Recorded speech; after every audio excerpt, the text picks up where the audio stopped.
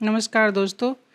पहली पुतली रत्न मंजरी ने राजा भोज को राजा विक्रम के पिता के बारे में, उसके राज्य के बारे में, राजा विक्रम के जन्म के बारे में, उसके राजा बनने के बारे में, सिंहासन 32 मिलने के बारे में और 7 द्वीप 9 खंड को जीतकर सारे राज्य खजाना दान कर विक्रम संवत शुरू करने की कथा सुनाई। और राजा भोज से कहने लगी, क्या तुम राजा विक्रम की तरह साहसी, बुद्धिमान और दानी हो?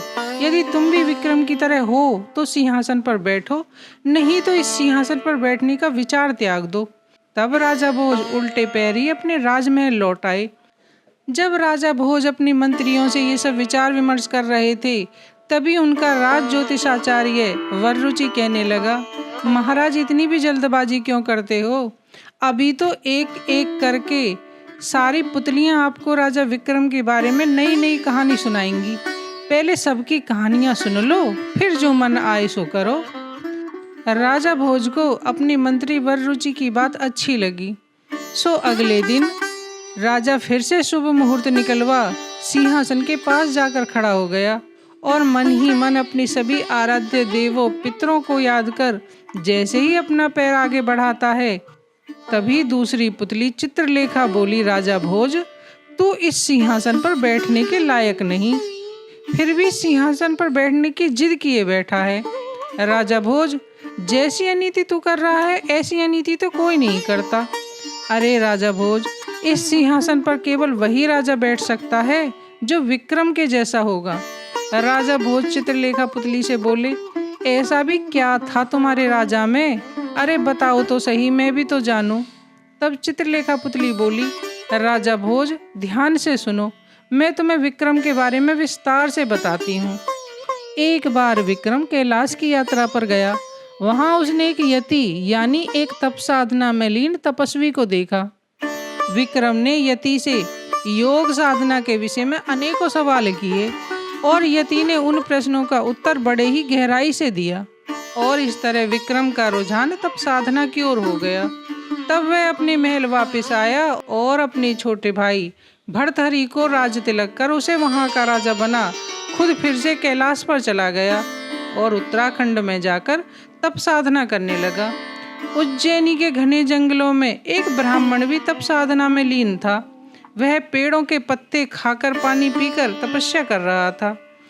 ब्राह्मण की इतनी कठिन तपस्या देख देवता खुश होकर उसे वरदान देने आए, पर ब्राह्मण ने वरदान लेने से ही मना कर दिया। तब देवताओं ने ब्राह्मण को एक अमर फल दिया और कहा कि जो इसे खाएगा वह अमर हो जाएगा, इसलिए हमारी ओर से यह अमर फल ले लो और अमर हो जाओ।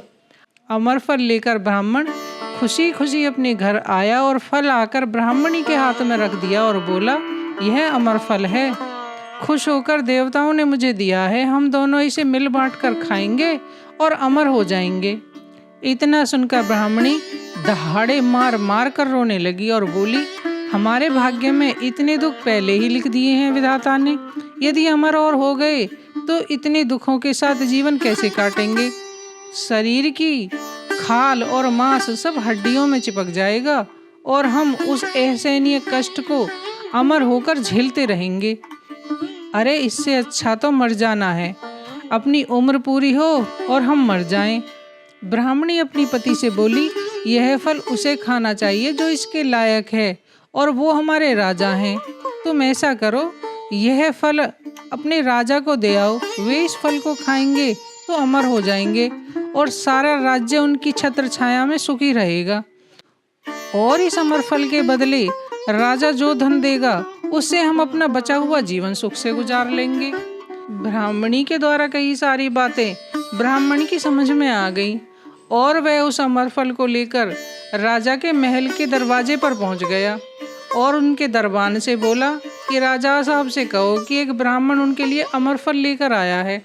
तब दरबान ने राजा भर्तहरि से जाकर कहा कि महाराज, एक ब्राह्मण दरवाजे पर खड़ा है, वह आपके लिए अमर फल लेकर आया है। तब राजा भर्तहरि ने तुरंत ही ब्राह्मण को अंदर बुलाया और उसे आसन ग्रहण कर आने का कारण पूछा। तब ब्राह्मण राजा भर्तहरि से कहने लगा, महाराज मैंने जंगल में बड़ी ही कठिन तपस्या की थी, देवताओं ने मुझे खुश होकर ये अमर फल दिया है। हम इसे खाकर क्या करेंगे? पूरे जीवन दुख भोगेंगे। ऐसा कीजिए, यह फल आप खाइए और अमर हो जाइए, क्योंकि आप हर तरीके से इस फल को खाने लायक और अमर होने लायक हैं। तब राजा भर्तृहरि ने वह फल लेकर उसे 1,00,000 स्वर्ण मुद्राएं दान में दी और सम्मान के साथ वहां से विदा कर दिया। उस अमर फल को देखकर राजा भर्तृहरि सोचने लगा, मैं तो आदमी हूँ, हमेशा ताकतवर रहूंगा। मेरे प्राण तो मेरी प्रिया में बसे हुए हैं, उसे कहीं कुछ हो गया तो मेरा जीवन बेकार हो जाएगा, इसलिए यह फल रानी को खिला देता हूँ। यह सोचकर राजा भर्तृहरि उस फल को लेकर अपनी रानी के पास पहुँच गए। रानी हंसकर महाराज भर्तृहरि से पूछने लगी, महाराज यह क्या है जिसे इतने जतन से संभाले हुए लिए आ रहे हो? हमें भी तो इसके बारे में कुछ बताओ। तब राजा भर्तृहरि रानी से बोले, सुनो रानी, यह फल मुझे एक ब्राह्मण ने दिया है। यह उसकी तप साधना से खुश होकर उसे देवताओं ने दिया है। यह अमर फल है, जो भी इसे खाएगा वह अमर हो जाएगा। मैं चाहता हूँ कि तुम इस फल को खाओ, ताकि तुम हमेशा सुंदर, जवान और अमर रहो, ताकि तुम ही मेरे जीने का आधार हो। अगर तुम्हें कुछ हो गया तो मैं जी नहीं पाऊंगा। रानी ने झट से वह फल राजा के हाथ से ले लिया और बोली, महाराज मैं ये फल जरूर खाऊंगी। राजा रानी को फल दे अपने महल लौट आया। रानी एक कोतवाल से प्रेम करती थी और उसने चुपके से कोतवाल को बुलाया और वह अमर फल कोतवाल के हाथ पर रख दिया और उस अमर फल का सारा वृतांत कोतवाल को कह सुनाया और बोली कि यह फल तुम खाओ, क्योंकि मेरे प्राणों के आधार तो तुम हो। यदि तुम इस फल को खाओगे तो हमेशा जवान और सुंदर बने रहोगे और अमर हो जाओगे। तुम्हें देखकर मैं भी खुशी खुशी अपना जीवन जीती रहूंगी। कोतवाल रानी से वह फल लेकर अपने घर आ गया और अपने मन में सोचने लगा कि मैं इस फल को खाऊं और अमर हो जाऊं, लेकिन मेरे प्राण तो चंद्रकला में अटके हुए हैं। अगर चंद्रकला को कुछ हो गया तो मैं भी जी नहीं पाऊंगा। अगर वो एक वेश्या है तो क्या हुआ, मैं उससे प्रेम करता हूँ, इसलिए यह फल मुझे नहीं बल्कि चंद्रकला को खाना चाहिए। और ऐसा मन में विचार कर और कोतवाल उस फल को लेकर वेश्या चंद्रकला के पास पहुँच जाता है। चंद्रकला के फल के बारे में पूछने पर कोतवाल उससे कहता है कि ये फल मुझे रानी ने दिया है, यह अमर फल है, इसे जो भी खाएगा अमर हो जाएगा, इसलिए मैं चाहता हूँ कि यह फल तुम खाओ, ताकि तुम हमेशा जवान और सुंदर बनी रहो। जवान और सुंदर बनी रहोगी तो मेरा भी जीवन आराम से कट जाएगा।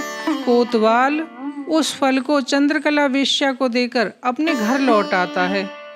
जैसे ही चंद्रकला उस फल को खाने का विचार करती है, तभी वह अपने मन में सोचने लगती है, अरे मैं तो वेश्या हूँ, पूरा जीवन मेरा पाप कर्मों में बीत गया। यदि मैं इस फल को खाकर अमर हो गई तो हमेशा पाप कमाऊंगी और जन्म जन्मांतरों तक भी मैं इन पापों से अपना पीछा नहीं छुड़ा पाऊंगी, इसलिए मेरा मर जाना ही अच्छा है। यह फल तो उसे खाना चाहिए जो सच में इसके लायक है। मैं ये फल राजा को दे देती हूँ, हो सकता है ये पुण्य काम करने से मेरे अपने पाप भी कुछ कम हो जाएं। ऐसा सोचकर वेश्या चंद्रकला उस फल को लेकर राजा के पास पहुंच जाती है और राजा से कहती है, महाराज ये अमर फल है, आप इसे खाइए और अमर हो जाइए। राजा भर्तृहरि जैसे ही उस फल को देखते हैं, उनका चेहरा सफ़ेद हो जाता है और वे कुछ संभलते हुए वेश्या चंद्रकला से पूछते हैं, लेकिन ये फल तुम्हें दिया किसने? तब चंद्रकला कहती है, महाराज ये फल मुझे कोतवाल ने दिया है, क्योंकि वह मुझसे बहुत प्यार करता है और चाहता है कि मैं हमेशा जवान सुंदर रहूं और हमेशा इसे खाकर अमर हो जाऊं। तब राजा भर्तृहरि वेश्या को 1,00,000 स्वर्ण मुद्राएं देकर वहां से सम्मान विदा करते हैं। वेश्या के वहां से जाने के बाद राजा भर्तृहरि आत्मग्लानि से भर गए और कहने लगे, अरे धिक्कार है मुझ पर, धिक्कार है मेरे ऐसे अंधे प्रेम पर, धिक्कार है मेरी बुद्धि को जो मैं रानी के छल को नहीं पहचान सका। और राजा भर्तृहरि मन में विचार करने लगे, अरे धिक्कार है मुझे जो मैं यहाँ राजा बनकर राज्य करूं। अरे लानत है मुझे जो मैंने रानी से इतना प्रेम किया। अरे लानत है उस रानी को जो एक कोतवाल के प्रेम में पड़ गई। अरे लानत है रानी को जिसने एक राजा को एक कोतवाल के लिए छोड़ दिया। अरे लानत है कोतवाल को जिसने एक रानी को एक वेश्या के लिए छोड़ दिया। अरे धिक्कार है उन कामदेव को जो लोगों की मति को इस तरह भ्रमित कर उनकी बुद्धि को भ्रष्ट कर देते हैं। दुख में डूबे हुए राजा भर्तृहरि फल को लिए हुए महल में गए और अपने मन में सोचने लगे, तन मन धन बुद्धि सब चंचल है। यह इस संसार की गति है, क्योंकि यहाँ सब कुछ जाने वाला है, यहाँ कुछ भी स्थायी नहीं है। जो पैदा हुआ है उसका अंत भी निश्चित है, और इंसान जब इस संसार को छोड़कर जाता है तो कुछ भी साथ नहीं जाता। जीव पूरे जीवन में मेरा करके जन्म गवा देता है, पर साथ कुछ नहीं जाता। यहाँ सुख के सब साथी होते हैं, पर यहाँ दुख में कोई भी साथ देने वाला नहीं होता। यह संसार तो एक सागर है और मोह माया उसका जल। मछली ममता बनी हुई है, पर इस मछली को मारने वाला आज तक कोई पैदा नहीं हुआ। ऐसा सोचते सोचते राजा भर्तृहरि रानी के पास जा पहुँचे और रानी से कहने लगे, रानी, मैंने जो फल तुम्हें दिया था वो तुमने खा लिया? रानी बोली, जी महाराज, मैंने तो वो फल तभी खा लिया था। तब भर्तृहरि ने वह फल निकालकर रानी को दिखाया। फल को देखकर रानी सन्न रह गई। तब राजा फल को लेकर अपने महल में आया और उसे धोकर खाने लगा। अपने आप पर शर्मिंदा राजा का संसार से मोह भंग हो गया और वह राजपाट, धन दौलत, रानी, प्रजा सबको छोड़कर न किसी से कुछ पूछा और न ही किसी को कुछ बताया और न ही किसी को साथ लिया। राजा भर्तृहरि ऐसा निर्मोही हुआ कि उसने किसी का भी ध्यान नहीं किया और रात में ही महल और राज्य सब त्याग कर वहां से निकल गया। सुबह होते ही हर जगह बात जंगल में आग की तरह फैल गई कि राजा भर्तृहरि राजपाट छोड़ सन्यासी बन महल छोड़कर चला गया है। उड़ती हुई यह बात इंद्रलोक तक जा पहुंची कि राजा भर्तृहरि राजपाट छोड़ सन्यासी बन गया है और राज्य में बड़ा ही हो हुल्लड़ हो रहा है। तब देवताओं ने विचार किया कि राजा के वापस आने तक एक देवता को राज्य की रखवाली के लिए भेज दो। तब एक देव को राज्य की देखभाल के लिए नियुक्त कर दिया गया। इस तरह देव राजा विक्रम के राज्य की निगरानी करता रहा। उधर जब विक्रम की तप साधना पूरी हुई तो विक्रम ने मन में विचार किया कि चलो अपने राज्य वापस चलते हैं और देखते हैं हमारा छोटा भाई भर्तृहरि किस तरीके से राजकाज संभाल रहा है। इस तरह विक्रम अपने घर लौटने के लिए निकल पड़े। उधर जैसे ही वे अपने राज्य की सीमा पर पहुंचे, निगरानी कर रहे देव ने जब रात में राज्य में किसी को घुसते हुए देखा तो उसने उसे रोककर कहा, भाई तू कौन है और रात के समय में इस तरह राज्य में क्यों घुस रहा है? या तो अपना नाम बता, नहीं तो मैं तुझे जान से मार डालूंगा।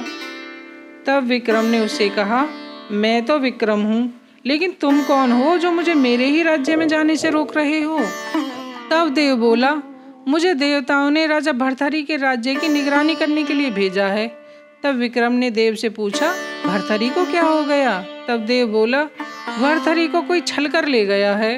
देव की बात सुन विक्रम जोर जोर से हंसने लगा और बोला, वह तो मेरा छोटा भाई है, भला किसमें इतनी हिम्मत है जो उसे छल कर ले जाए? देव बोला, देखो मैं तुम्हें नहीं जानता, यदि तुम सच में विक्रम हो तो मुझसे लड़ाई करो और मुझे मारकर राज्य में प्रवेश कर जाओ। जीते जी तो मैं तुम्हें राज्य में घुसने नहीं दूंगा। विक्रम गुस्से से बोला, तू मुझे डराता है? अरे यदि लड़ना ही चाहता है तो आजा, मैं लड़ने के लिए तैयार हूँ। तब विक्रम और देव में लड़ाई शुरू हो गई। विक्रम ने देव को पछाड़ दिया और उसकी छाती पर चढ़कर बैठ गया। तब देव विक्रम से कहने लगा, देख विक्रम, मुझे छोड़ दे और बदले में कोई भी वरदान मांग ले। विक्रम बोला, अरे तुम मुझे क्या ही वरदान दोगे, मैंने तुझे हराया है और चाहूँ तो तुझे मार डालूं, तू मुझे क्या वरदान देगा? तब देव विक्रम से कहने लगा, देख विक्रम, तुम मुझे छोड़ दे, मैं तेरे जीवन पर आने वाले संकट से बचने का राज तुझे बता दूंगा। देव बोला, विक्रम देख, तेरे नाम की चर्चा तीनों लोकों में हो रही है, धरती के सभी राजा तुझसे डरते हैं। अब मैं जो तुझे रहस्य बताने जा रहा हूँ उसे जरा ध्यान से सुन। देख विक्रम, तेरे राज्य में तेली और कुम्हार तुझे मारने की जुगत लगा रहे हैं। तेली, कुम्हार और तुम तीनों में से जो भी दो को मार देगा वही इस राज्य का अचल राज्य करेगा। तेली तो पाताल में राज करता है और वह कुम्हार बना योगी तप करके इतना बलवान हो गया है कि उसके मन में राजा बनने की इच्छा हिलोरे मारने लगी है और वह पूरे मंसूबे बनाए बैठा है कि मैं राजा विक्रम को मार के और तेली को उबलते तेल के कढ़ा में डालकर देवी को बलि अर्पित कर देवी को खुश कर यहाँ निर्भय होकर राज्य करूँगा। और तेली सोचता है कि मैं राजा विक्रम और योगी को मारकर अचल राज्य करूँगा। मैं तुझे एक पते की बात बताता हूँ, तुझे इस बात का भान तक नहीं था, इसलिए तू सावधान हो जाए, इसलिए मैंने तुझे ये सब बातें बताई हैं। अब आगे की बात भी कान लगा कर सुन। योगी ने उस तेली को वश में कर लिया है और उस तेली को वहीं एक शिरीष के पेड़ पर बैठा रखा है। अब वह योगी सुबह तुम्हें अपने यहाँ आने का न्योता देने आएगा, तुम वहाँ जरूर जाना। और जब वह योगी तुमसे देवी माँ के सामने दंडवत प्रणाम करने को कहे तो तुम उस योगी से कहना कि मुझे तो दंडवत प्रणाम करना आता ही नहीं है, मैं तुमको अपना गुरु मानता हूँ, इसलिए तुम पहले मुझे दंडवत प्रणाम करना सिखाओ। और जब वह योगी तुम्हें सिखाने के लिए खुद दंडवत प्रणाम करे तुम उसके सिर को उसके धड़ से अलग कर देना और उसके बाद उसे और पेड़ से उतार कर उस तेली को देवी के सामने रखे हुए आग से खोलते हुए तेल में डाल देना। मैंने जो भी तुझे बताया है इसे सावधानी से करना, यदि तुमने जरा सी भी चूक की तो तुम्हारी जान चली जाएगी। ऐसा कह देव अपने देवलोक चला गया और राजा अपने महल आ गया। सुबह होते ही जैसे ही प्रजा को पता चला कि विक्रम लौट आए हैं तो सभी राजा प्रजा उनके लिए आने का उपहार लेकर उनके दर्शन के लिए आए। राजा विक्रम के आने की खुशी में चारों ओर मंगल गीत गाए जाने लगे, ढोल नगाड़े बजा लोग झूम झूम कर नाच गाने लगे। राजा और प्रजा सब खुश थी। तभी वहाँ एक योगी आ गया, उसने राजा को फल उपहार के रूप में दिया और राजा विक्रम ने वह फल खुश होकर ले भी लिया। तब योगी राजा से बोला, राजन, हमारे यहाँ एक यज्ञ है, बस उसी में आने के लिए आपको न्योता देने आए हैं। यदि आप आए तभी यज्ञ सफल होगा, यदि नहीं आए तो यज्ञ सफल नहीं होगा। विक्रम योगी से कहने लगे, फिर तो हम तुम्हारे यज्ञ में आकर तुम्हारे यज्ञ को जरूर सफल करेंगे, तुम किसी प्रकार की चिंता अपने मन में मत रखना। योगी विक्रम को अपना पता ठिकाना बताकर अपने ठिकाने के लिए रवाना हो गया। उधर विक्रम दिन ढलने पर योगी के बताए हुए ठिकाने पर जाने की तैयारी करने लगा। उन्होंने अपनी दुधारी तलवार ली और घोड़े पर चढ़कर बिना किसी को बताए योगी के ठिकाने पर पहुंच गए। राजा को देखकर योगी बड़ा ही खुश हुआ और विक्रम से बोला, राजन, देवी को दंडवत प्रणाम करो, यह तुम्हारी सभी मनोकामनाओं को पूरी करेंगी। तब विक्रम बोला, स्वामी, मुझे दंडवत प्रणाम करना नहीं आता, आप मुझे दंडवत करके बताएं तो फिर मैं करूं। तब योगी विक्रम को सिखाने के लिए जैसे ही दंडवत प्रणाम करता है, विक्रम उसका सिर धड़ से अलग कर देता है और देवी के बताए अनुसार तेली को पेड़ से उतारकर दोनों को देवी के आगे रखे खौलते तेल के कढ़ाई में डाल देता है। उन दोनों को तेल में डालते ही देवी विक्रम के सामने साक्षात प्रकट हो जाती हैं और विक्रम से कहती हैं, विक्रम, धन्य है तुम्हारे माता पिता जिनके घर तुम जैसे रत्न ने जन्म लिया। विक्रम, तुम अपनी परीक्षा में पास हुए, सच में इस संसार में तुम्हारे जैसा वीर, निडर, साहसी, दानी मैंने आज तक नहीं देखा। देवी राजा विक्रम से कहने लगी, योगी और तेली, अंगिया और कोयला मेरे ही बेताल थे जो मैंने तुम्हारी परीक्षा के लिए भेजे थे। अब मैं तुमसे बहुत खुश हूँ, तुम जो चाहे वरदान मुझसे मांग लो। तब तक देवी के दोनों सेवक अंगिया और कोयला भी वहाँ आ जाते हैं और विक्रम से कहने लगते हैं, विक्रम, हम तुम्हारी सेवा के लिए यहाँ आए हैं, जो भी काम हो हमें बताओ, हम जरूर पूरा करेंगे। आगे विक्रम से कोयला और अंगिया कहते हैं कि विक्रम, हम बेताल हैं, किसी भी तरह का संशय अपने मन में मत रखना, हम हर जगह जाने की शक्ति रखते हैं, हम हनुमान जी की तरह वेग से कहीं भी पहुंच सकते हैं, तब विक्रम बेतालों से कहने लगा, देखो बेतालों, अभी तो मुझे कोई काम नहीं है, लेकिन यदि तुम वचन दो कि तुम मेरी आज्ञा मानोगे तो मैं तुम्हें देवी से मांग लूं, और यदि तुम्हारी सामर्थ्य हो तो ही वचन देना। तब विक्रम के ऐसा पूछने पर दोनों बेताल अंगिया और कोयला विक्रम को उसकी आज्ञा मानने का वचन दे देते हैं। तब विक्रम देवी माता से उन दोनों बेतालों को मांग लेते हैं और बेतालों से कहते हैं कि मुझे जब जहाँ भी तुम्हारी ज़रूरत हो बस तुम उस समय वहाँ हाजिर हो जाना। बेताल ऐसा करने का वचन दे देते हैं। ऐसा करके राजा अपने महल लौट आता है। तब दूसरी पुतली चित्रलेखा राजा भोज से कहने लगी, राजा भोज, क्या तुम्हारे अंदर इतना सामर्थ्य है? क्या तुम ऐसा कर सकते हो? क्या तुम इतना करने के योग्य हो? चित्रलेखा आगे कहने लगी, राजा भोज, राजा विक्रम को जब भी उन बेतालों की जरूरत पड़ी वे दोनों बेताल वहां हाजिर हो जाते और राजा के काम को पूरा कर फिर अपने स्थान वापस लौट जाते। हे राजा, अपने आप पर इतना गुरूर मत कर, तो जैसे इस पृथ्वी पर करोड़ों बिखरे पड़े हैं। जब दूसरी पुतली चित्रलेखा राजा भोज को ये सब कहानी सुना रही थी तभी उसके सिंहासन पर बैठने का मुहूर्त खत्म हो गया और राजा अपने महल को वापस लौट गया। अगले दिन सुबह राजा फिर सिंहासन पर बैठने की तैयारी के लिए सिंहासन के पास आकर खड़ा हो गया। तभी तीसरी पुतली सत्यभामा बोलने लगी। तो दोस्तों, कहानी को यहीं विराम देते हैं। अगले वीडियो में हम सिंहासन बत्तीसी की तीसरी पुतली सत्यभामा की कहानी सुनेंगे। तो दोस्तों, कहानी आपको कैसी लगी हमें कमेंट के माध्यम से ज़रूर बताएं। यदि पसंद आई हो तो अपने दोस्तों के साथ शेयर करें और हमारी आने वाली कहानियों को यदि सुनने के इच्छुक हैं तो हमारे चैनल को सब्सक्राइब करें। इससे हमारी आने वाली कहानियों का नोटिफिकेशन आपको मिलता रहेगा। तो मिलते हैं फिर एक नई कहानी के साथ। तब तक के लिए नमस्कार। जय हिंद, जय भारत।